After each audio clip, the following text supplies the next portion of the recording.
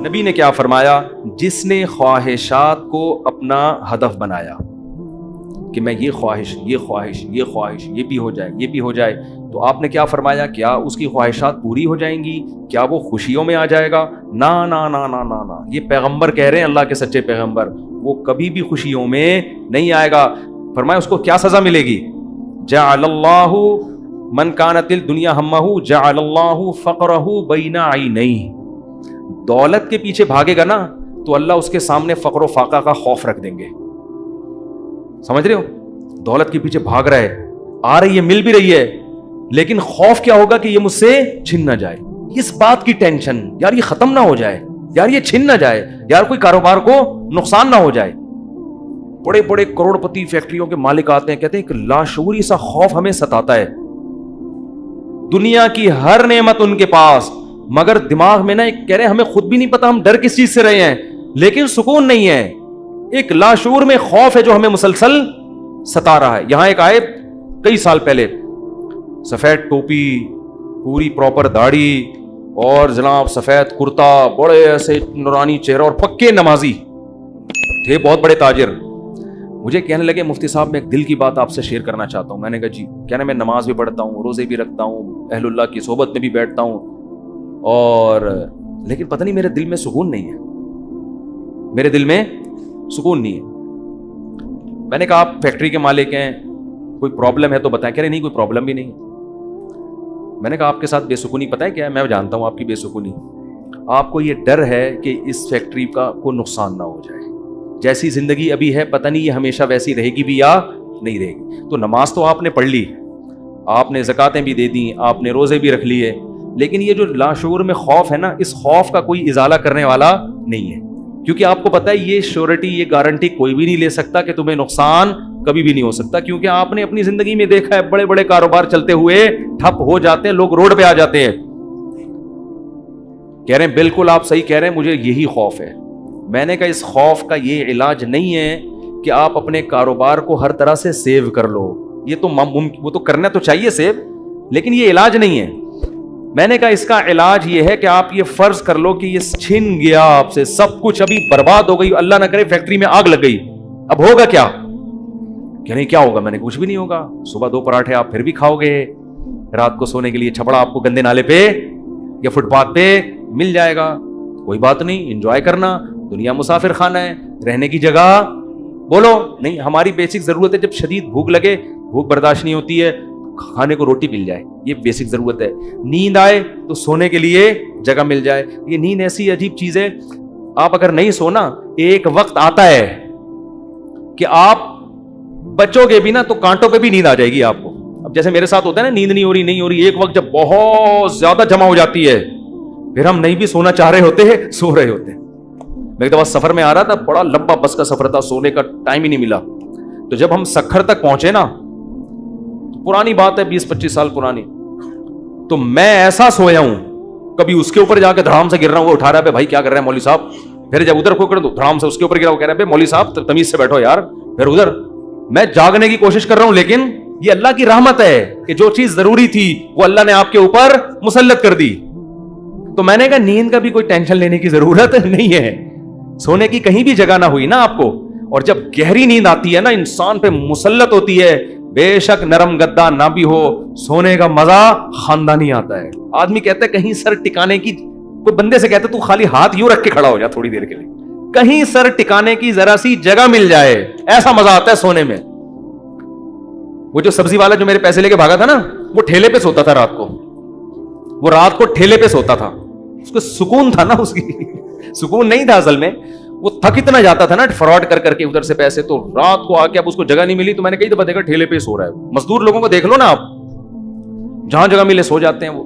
تو میں نے ان سے کہا کہ ٹینشن لینے کا نہیں ہے، آپ کی بیسک ضرورت نیند ہے، وہ آ جائے گی، کہیں بھی آ جائے گی، بیٹھے بیٹھے سو جاؤ گے، اور کھانے کی ضرورت اتنا رزق اللہ انشاءاللہ آپ کو دے دے گا۔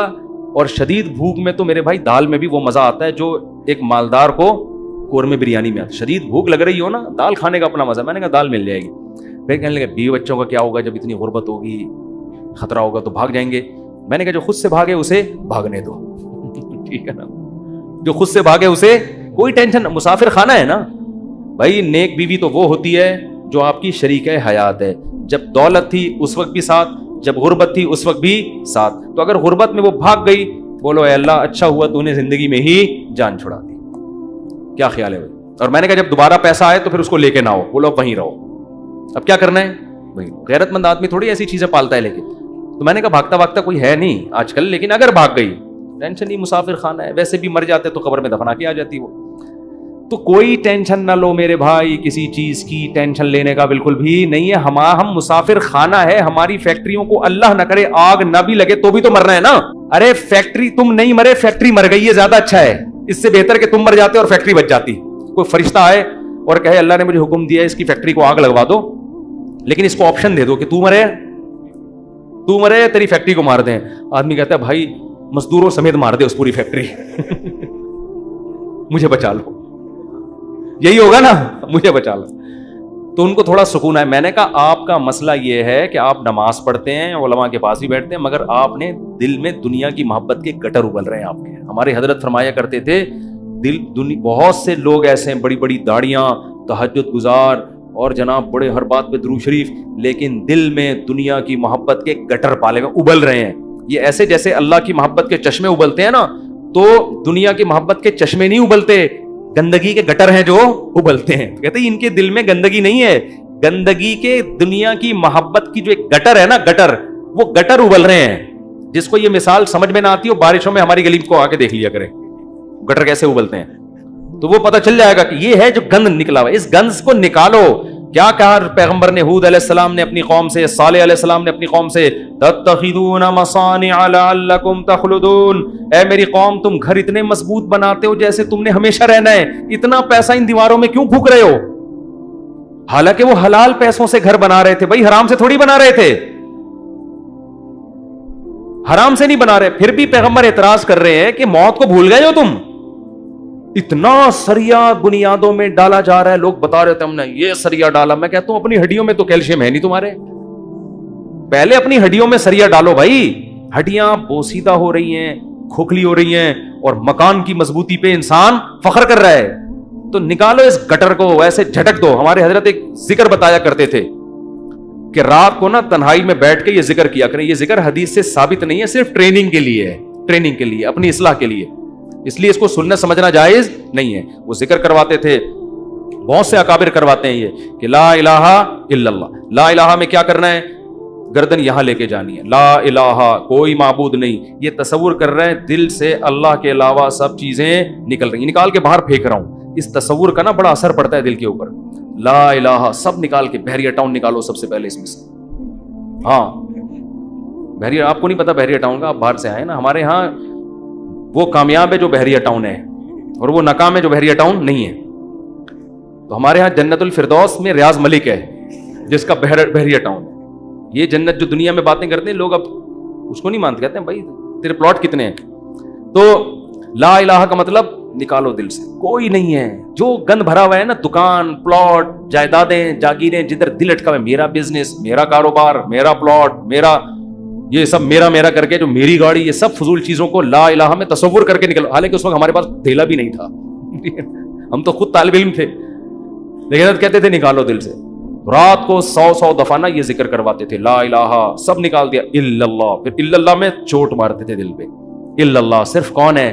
اللہ ہے. تو الا کل ما خلا اللہ باطل, حدیث میں آتے اللہ کے علاوہ سب باطل ہے. اس کا ہم آج کی زبان میں ترجمہ کریں گے, اللہ کے علاوہ سب بکواس ہے. سب کیا ہے؟ بکواس. اگر سب بکواس نہ ہوتا تو موسیٰ کلیم اللہ کو اللہ دنیا دیتا نا, اور فرعون کو غریب رکھتا کہ موسیٰ تو میرے ہیں تو ان کو دنیا بہت دوں گا, اور فرعون میرا دشمن ہے, اس کو کھانے پینے کے لیے روٹی, اس کی فیکٹریوں میں آگ لگاؤں گا. کیا کراؤں گا؟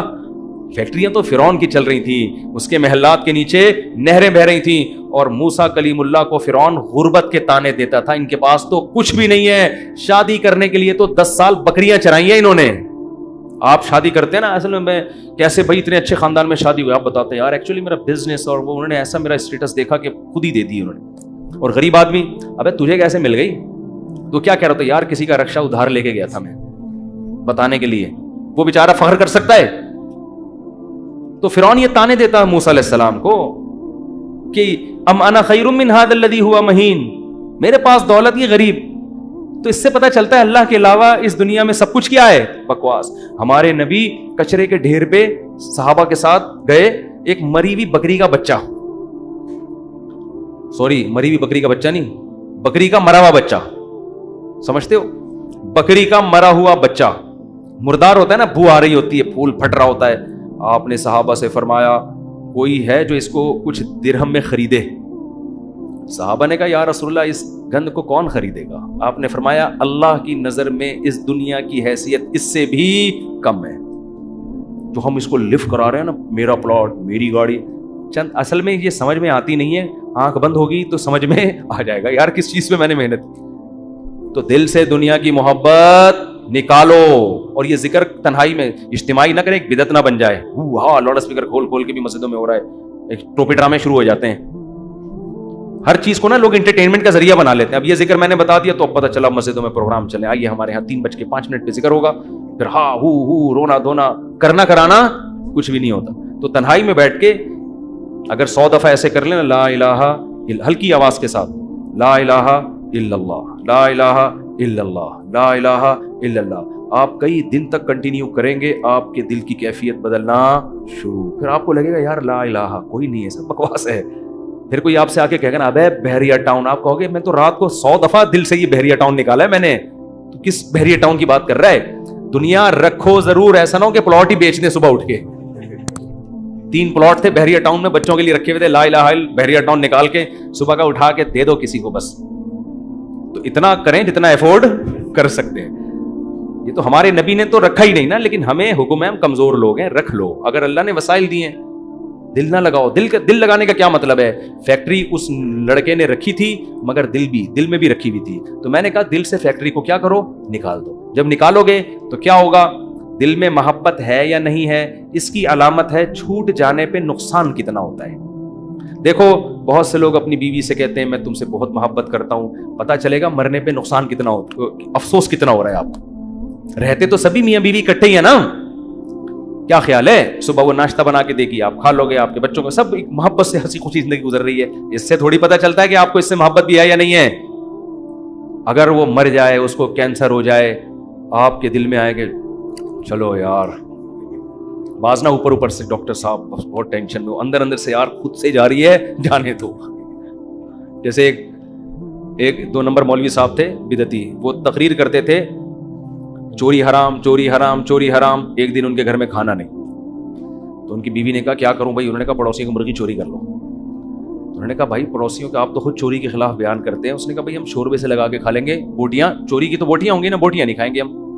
اب ان کی بیگم نے سالن پکایا اور دیگچی کو انڈیلنے لگی تاکہ شوربہ آئے, اور بوٹیوں کو چمچ سے پیچھے کرنے لگی. تو یہ کہتے ہیں بھائی جو خود سے آئے آنے دو.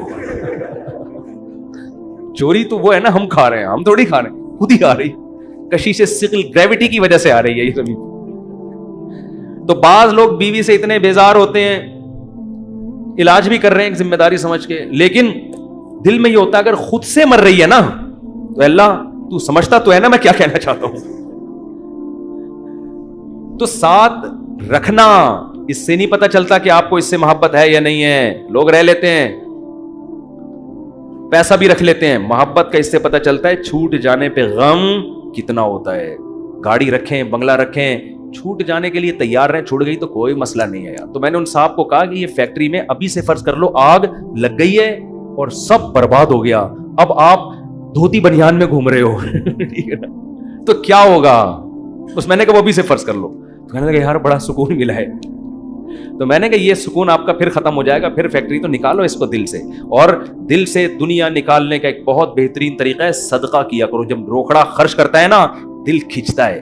ہم جو صدقہ کرتے ہیں نا اس میں ٹینشن نہیں ہوتی ہمیں, اتنا کرو جس سے تھوڑی سی تکلیف ہو کہ کیا کر دیا یار, کیا کر رہا ہوں. حدیث میں آتا ہے بہترین صدقہ وہ ہے کہ جب تم کرو تو تمہیں ڈر ہو کہ غریب نہ ہو جاؤں. تأمل الغنا و تخشى الفقر, اور نہ کرنے میں امید ہو کہ بڑا پیسہ بنا لوں گا. اس کنڈیشن میں جب کرو گے نا تو یہ سب سے بہترین صدقہ ہے. تو صدقہ کیا کرو, دے دیا کرو یار. یہ ہمارے حضرت فرماتے تھے ایک آدمی دکان سے اتنی محبت ہو گئی اس کو, ایک دن اس نے کہا کہ مجھے اتنا دکان میں دل اٹک گیا, ایک دن میں دکان بند کر کے بیٹھ گیا. میں نے کہا باڑ میں جائے, اپنی اصلاح کے لیے نا, کوئی بات نہیں, نقصان کرو یار اپنا, ہر وقت دکان دکان دکان, ایسی کی تیسی تالا لگا کے گھر بیٹھ گیا کہ جب نارمل کنڈیشن میں ہوں گا پھر آؤں گا. جیسے کسی کو عشق ہو جائے نا کسی سے, اب مل تو رہی نہیں ہے وہ, تو عشق میں وہ پاگل ہونا شروع ہوتا ہے. تو بے وقوف لوگ کیا کرتے ہیں, ہر وقت اس کی یاد دماغ میں, ہر وقت اس کو دیکھ رہے ہیں, اس کی تصویریں دیکھ رہے ہیں, پرانے میسج پڑھ رہے ہیں, سوچ رہے ہیں. بے وقوف یہ کرتے ہیں. عقل مند کیا کرتا ہے, لعنت بھیجو یار, صحیح ہے نا, نمبر ہی بلاک کر دو ایسی کی تیسی. اور جب یہ کیفیات ختم ہو جائیں گی پھر دیکھوں گا شادی ہو گئی نہیں ہوگی, دوبارہ ٹرائی کر کے کوشش کروں گا. پاکستانی چھوڑتا تو ہے نہیں, کہتے پھر 1 سال بعد دوبارہ ٹرائی کریں گے ہم. تو عقل مندی کا تقاضا ہے. تو جلدی سے بس حدیث مکمل کر دوں.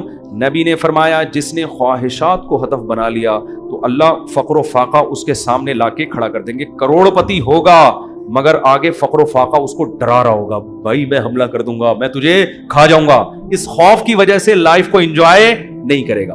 جعل اللہ فقرہ بین عینیہ وفرق علیہ شملہ. دوسری سزا دنیا میں اس کو یہ ملے گی کہ اس کی فکروں کو بکھیر دیں گے اللہ تعالیٰ. اتنے مسائل ہوں گے کہ میرا یہ صرف ایک پیسہ مسئلہ نہیں ہوگا, یار یہ کام بھی ہو جائے, یار یہ بھی ہو جائے, یار یہ بھی ہو جائے, یار فلاں سے تعلقات بھی ٹھیک ہو جائیں, یا لوگ میری مخالفت کرنے وہ بھی چھوڑ دیں, یار وہ فلانا. یعنی وہ اتنے انڈے بچے ہوں گے کہ سارے انڈوں سے چوزے نکلیں, اس کی خواہش ہوگی. حالانکہ کبھی مرغی کے سارے انڈوں سے چوزے نکلتے ہیں, 2-4 تو خراب ہو جاتے ہیں نا.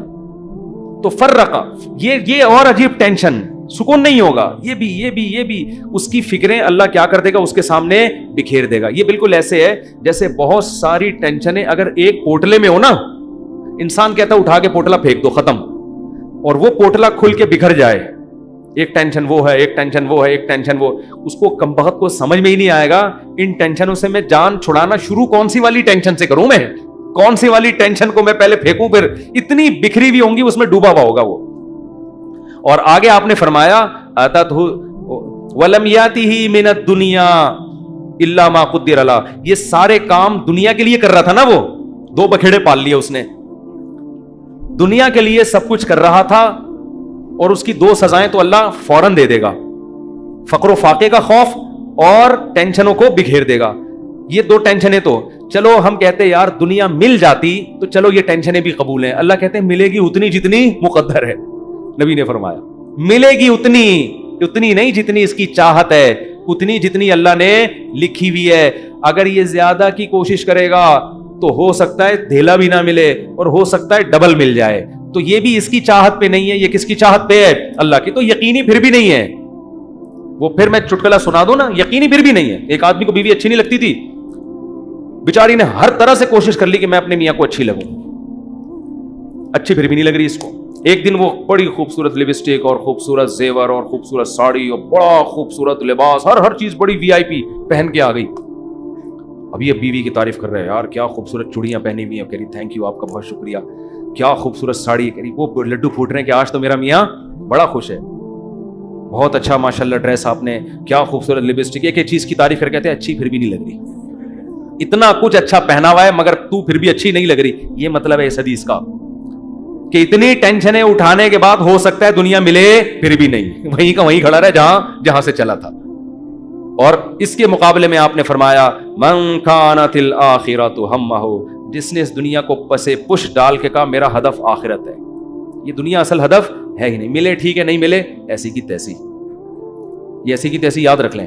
ملے ٹھیک ہے, بحریہ ٹاؤن میں پلاٹ مل گیا ٹھیک ہے, نہیں تو گندے نالے پہ لے لیں گے, مل گیا ٹھیک ہے, نہیں تو ریڈی لگا لیں گے, مل گیا ٹھیک ہے, نہیں تو ویسے ہی بیٹھ جائیں گے, ٹھیک ہے نا. یہ جس کا یہ خوف, اور اصل کیا ہے آخرت, مجھ سے گناہ نہ ہو جائے کوئی, اگر ہو جائے تو جلدی سے توبہ کر کے اللہ کو مناؤں. آپ نے فرمایا جس نے آخرت کو ہدف بنا لیا, جنت تو بعد میں ملے گی, کچھ انعامات دنیا میں ملنا شروع ہو جائیں گے.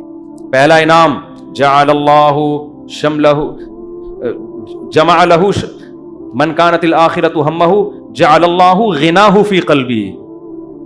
اس کو فقر و فاقہ کا خوف تھا نا, فرمایا اس کے دل میں اللہ غنا, اس کے دل کو مالدار بنا دے گا. اس کو ایسا لگے گا یار جتنی میری ضرورت نہیں ہے اللہ نے رزق کی بالٹیاں میرے اوپر انڈیل دی ہیں. میری ضرورت صبح 2 روٹی کی ہے اور روٹی کے بجائے اللہ پراٹھے کھلا رہا ہے. عجیب بات ہے یا نہیں ہے؟ میری ضرورت تھی صرف چائے پراٹھا مل جائے اور اللہ مجھے انڈے بھی کھلا رہا ہے. نہیں یار یہ سمجھ میں تو رہنے دو, بس یہ آخری ہے.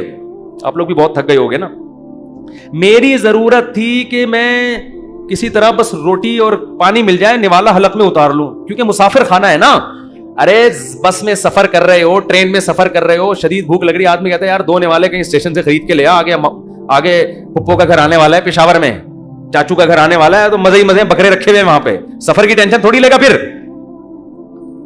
کیوں لے گا ٹینشن وہ. لوگ کہتے ہیں یہ سیٹ سفر میں تجھے جو ہے نا ٹرین میں بڑی بہترین سیٹ ملی لیکن تیری نہیں ہے, یہ تجھے چھوڑنی پڑے گی. آدمی کا تو کیا مسئلہ ہے یار, میری ہو وسیم بھائی کی ہو, مجھے تو بیٹھنے سے مطلب ہے. تو کہتا ہے گھر میرا ذاتی ہو یا کرائے پر ہو, رہنے سے مطلب ہے. بنایا وسیم بھائی نے کروڑوں روپے کا, 20-25 ہزار کرایہ دے کے میں رہ رہا ہوں, لائف کو انجوائے میں کر رہا ہوں. بیوقوف وہ ہے جس نے بنایا. سمجھ میں آ رہی ہے کہ نہیں آ رہی؟ یار تمہارے پاس اپنی گاڑی نہیں, تم ٹیکسیوں میں جاتے ہو, کوئی بات نہیں یار, ٹیکسی خریدی اس نے, میں 500 روپے دے کے سفر میں کر رہا ہوں. تو میری ضرورت تو نہیں تھی. لوگوں تو پیدل سفر کیے ہیں اتنے لمبے لمبے. موسیٰ علیہ السلام تو مصر سے مدین پیدل گئے ہیں, اور ہم یہاں سے صدر پیدل نہیں جا سکتے, تو ہماری ضرورت تھوڑی ہے. لیکن اللہ نے اتنا احسان کیا, گرین بس بنا دی بھائی. امام مہدی کے آنے سے پہلے کراچی میں گرین بس چل پڑی. سبحان اللہ. جس کراچی میں گٹروں کے ڈھکن نہیں ہیں اس پر اللہ نے اتنا انعام کیا, گرین بس چل رہی ہے. اور کچھ لوگ تو ہمارے ایسے ہیں 50 روپے دے کر صبح سے لے کے رات تک ایئر کنڈیشن کے چکر میں بیٹھ گئے, وہ کہ گھر میں گرمی لگ رہی ہے تو 50 روپے دو اور اے سی میں لائف کو کیا کرو, انجوائے کرو. ایسے بھی لوگ ہیں, وہ سنا ہے پھر انہوں نے کوئی قانون چینج کیا. شروع میں ایسا آیا تھا کہ 50 روپے تو بیٹھے رہو, کوئی نہیں پوچھے گا, تو لوگ صبح فجر کے بعد جا کے بیٹھ گئے کھانا وانا لے کے, رات کو اتر کے گھر آ گئے. انہوں نے کہا سارا دن آج ٹھنڈک میں ہم نے گزارا ہے. ٹھیک ہے نا. تو نبی نے فرمایا جعل اللہ غناہ فی قلبی, اللہ اس کے دل میں غنا. تبھی تو میں نے بعض غریبوں کو بڑی پرسکون لائف میں دیکھا ہے. ایک غریب کے 10-15 بچے تھے, میاں بیوی اور پھر ماں باپ بھی اسی کے ساتھ, اور وہ موسمبیاں بیچتا تھا ٹھیلے پہ. میں نے کہا یار کیسے اس موسمبی میں کھلا لیتے ہو سب کو؟ کہہ رہے یار اللہ کا دیا بڑا فضل ہے, صبح کھانا بھی پکتا ہے, آٹا بھی, دوپہر کا کھانا بھی, رات کا کھانا بھی, اسی میں کھاتے ہیں, رات کو سوتے ہیں, اللہ کا فضل ہے, کرایہ بھی نکل آتا ہے گھر کا. میں نے کہا یہ دیکھو, ایک وہ فیکٹری والا ہے جو کہہ رہے ہیں لاشعور میں کیا ہے, مجھے خوف ہے, خوف. کیوں؟ جب آخرت اصل بنا لی تو پھر انسان کو جتنا ملے گا اس سے وہ سمجھتا ہے مجھے میری مسافر کو اتنے کی ضرورت نہیں ہوتی. اے اللہ تو مجھے میری ضرورت سے بہت زیادہ دے رہا ہے, مجھے ضرورت اتنے کی نہیں ہے, سمجھتے ہو؟ بلکہ اگر گاڑی نہیں بھی ہوگی کہے گا اللہ تو نے پاؤں سے معذور لوگ پیدا کیے ہیں اور میری دونوں ٹانگیں سلامت ہیں جو کانپ بھی نہیں رہی ہیں. بعض لوگوں کی ٹانگیں کانپ رہی ہیں نا, تو میری دونوں ٹانگیں سلامت ہیں, یہ بڑی فضیلت کی بات ہے. تو ہر چیز پہ کیا رہے گا وہ خوش. ہم اب دیکھو یہ باتیں جب انسان کسی کی زندگی میں دیکھتا ہے نا پھر سمجھ میں آتی ہے. اس لیے کہتے ہیں بزرگوں کی صحبت بہت ضروری ہے. ہم نے یہ چیزیں اپنے شیخ میں دیکھی ہیں. انتہائی غربت میں بھی کہتے تھے اللہ نے اتنے انعامات کیے ہیں کہ مجھے شرم آتی ہے, شرم آتی ہے کہ اللہ تیرے احسانات کا ہم کچھ بھی تو بدلہ نہیں دیا نا. حالانکہ کیا تھا, ہمارے شیخ کے پاس کوئی اپنی پراپرٹی نہیں, کرائے کے گھر پہ ساری زندگی گزاری, اور دل سے کہہ رہے ہوتے تھے اللہ. اور کبھی کوئی پریشانیاں ماضی کے بیان بھی کرتے نا تو وہ کہتے میں صرف آپ کو سبق دینے کے لیے بتا رہا ہوں, ورنہ وہ بیان کرتے ہوئے مجھے شرم اتنی آ رہی ہے کہ اللہ کہے گا 2-4 پریشانیاں میں نے تجھے زندگی میں کیا دی اور تو لوگوں کے سامنے گاتا پھر رہے. شرم آتی تھی ان کو. ہمارے یہاں زندہ رہنے کا کتنا شوق ہے نا لوگوں کو, بڑی عمر بڑی عمر. حضرت کہتے ہیں جب میں 63 سال کا ہو گیا تو مجھے تو اب شرم آنے لگی, یار ابھی بھی میں زندہ ہوں, کتنے لوگ دنیا سے چلے گئے. اب ایسا نہ ہو کسی بوڑھے کو جا کے آپ کہیں کہ آپ کو شرم آنی چاہیے, یہ تو بھائی بدتمیزی کی بات ہوگی. بوڑھوں کے لیے دعا کریں اللہ ان کو اور زیادہ لمبی عمر دے, کیونکہ جب آپ 63 کے ہوگے آپ کو شرم ورم نہیں آئے گی, آپ کہوگے یار کس طرح بچ جاؤں میں, اور کوشش بھی کرو ان کو بچانے کی. کیونکہ بعض بیوقوف ہوتے ہیں. ہمارے ایک رشتے دار ہیں جا کے ہمارے نانا سے بول دیا کہ اتنی لمبی عمر سے اللہ نے پناہ مانگی ہے, وہ 99 سال کے ہو گئے تھے. تو ہم نے کہا بھائی کم وقت یہ ان کے سامنے کہنے کا تھوڑی, اتنی لمبی عمر سے اللہ نے پناہ مانگی ہے. تو جعل اللہ غناہ فی قلبی, اللہ اس کی طبیعت میں کیا پیدا کر دے گا غنا. جب ملے گا لوگوں سے, لوگ کہیں گے اپنا گھر ابھی تک نہیں بنایا.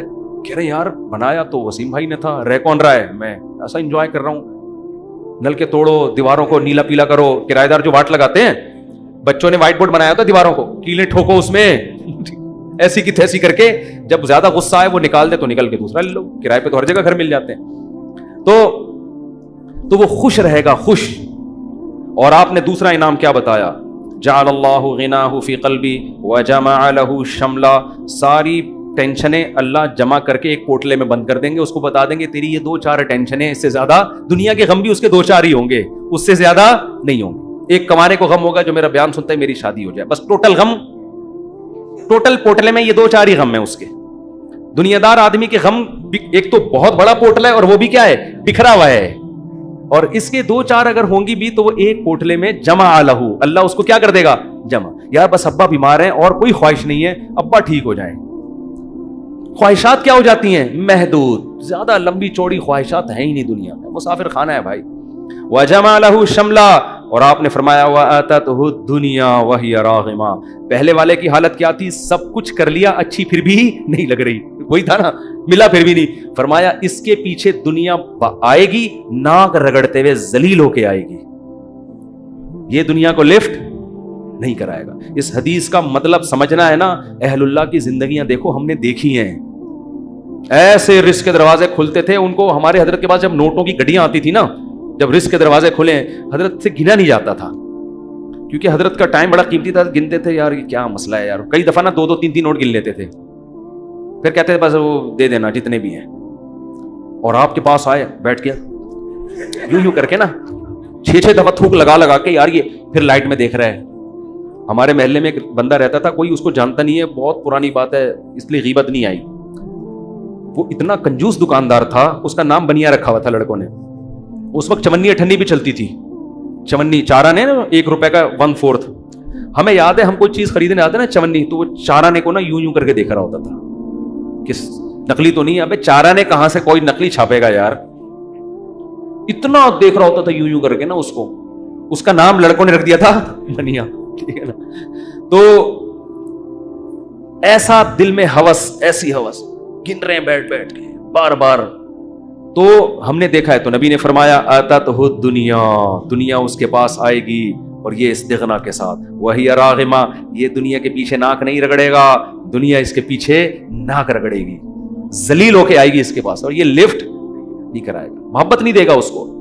اکرام تو کر لے گا، عزت تو دے دے گا کہ بھئی آ رہی ہے آنے دو، محبت نہیں کرے گا اس سے. وہ بھائی ہم فانا چیزوں سے دل نہیں لگاتے. پلاٹ مل گیا بحریہ ٹاؤن میں، اچھی بات ہے ماشاءاللہ. نہیں ملا کوئی بات نہیں، اور مل گیا زیادہ تھوڑی دل لگانا ہے اس کو لفٹ تھوڑی کرانی ہے زیادہ. ہر وقت اسی پر آپ کو پتہ ہے میرے 3 پلاٹ ہیں بحریہ ٹاؤن میں، آپ کو پتہ ہے میرا گھر بن گیا ہے، آپ کو پتہ ہے یہ ہے، آپ کو پتہ ہے وہ ہے. ہر وقت پاگلوں کی طرح چیخ رہے ہوتے ہیں. تو اس لیے دل کا سکون چاہتے ہو تو اس دنیا کو دل سے جھٹک کے نکال دو، ایسی کی تیسی. صحیح ہے نا. اور ہدف کس کو بناؤ؟ آخرت کو. اور اس میں یہی ہے گناہوں سے بچو بھائی. اللہ تعالی ہم سب کو سمجھنے کی، عمل کرنے کی توفیق عطا فرمائے.